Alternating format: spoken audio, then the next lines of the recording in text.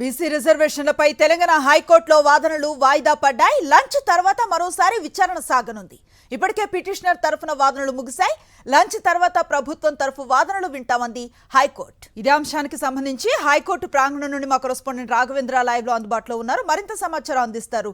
రాఘవేంద్ర, ఈ కోర్టు తీర్పు ఎప్పుడు వచ్చే అవకాశం ఉంది? వాదనలు జరిగిన తీరుకు సంబంధించి ఎట్లాంటి ఇన్ఫర్మేషన్ ఉంది?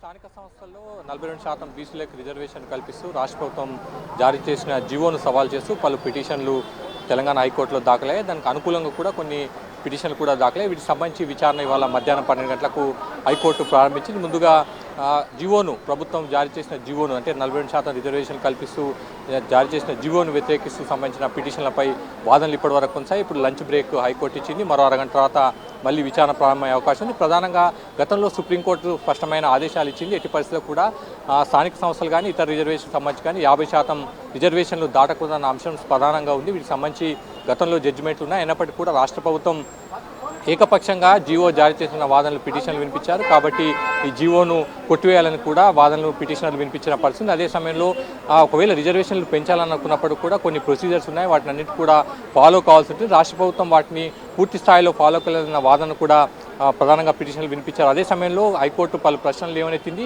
జీవో జారీకి సంబంధించి గవర్నర్ పేరు మీదనే రాష్ట్ర ప్రభుత్వం ఉత్తర్వులు జారీ చేసిన అంశాన్ని కూడా సందేహాలు నివృత్తి చేసుకునే ప్రయత్నం హైకోర్టు చేసింది. మొత్తం మీద మాత్రం పిటిషనర్లు ఎట్టి పరిస్థితుల్లో కూడా ఈ రిజర్వేషన్పై స్థానిక సంస్థల ఎన్నికలు నిర్వహించకూడదన్న వాదనలు వినిపిస్తున్నారు. హైకోర్టు ఖచ్చితంగా జోక్యం చేసుకోవాలి.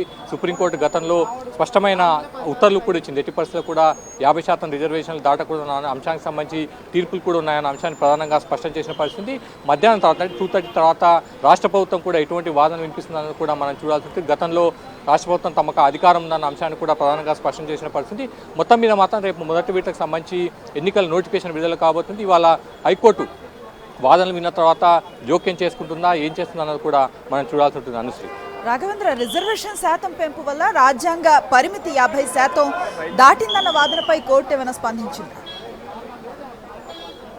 అంటే ఈ అంశానికి సంబంధించి ప్రస్తుతం గవర్నర్ దగ్గర బిల్లు పెండింగ్లో ఉందా, గవర్నర్ ఆమోదం తెలిపిందా, రాష్ట్రపతి ఆమోదం పంపారా, ఈ అన్ని అంశాలకు సంబంధించి కూడా రాష్ట్ర హైకోర్టు సందేహాలు నివృత్తి చేసుకునే ప్రయత్నం చేసింది.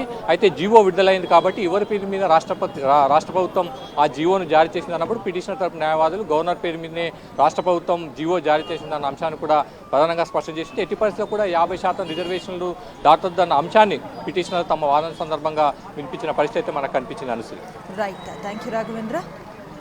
బీసీ రిజర్వేషన్లపై తెలంగాణ హైకోర్టులో వాదనలు వాయిదా పడ్డాయి. లంచ్ తర్వాత మరోసారి విచారణ సాగనుంది. ఇప్పటికే పిటిషనర్ తరఫున వాదనలు ముగిశాయి. లంచ్ తర్వాత ప్రభుత్వం తరఫున వాదనలు వింటామంది హైకోర్టు.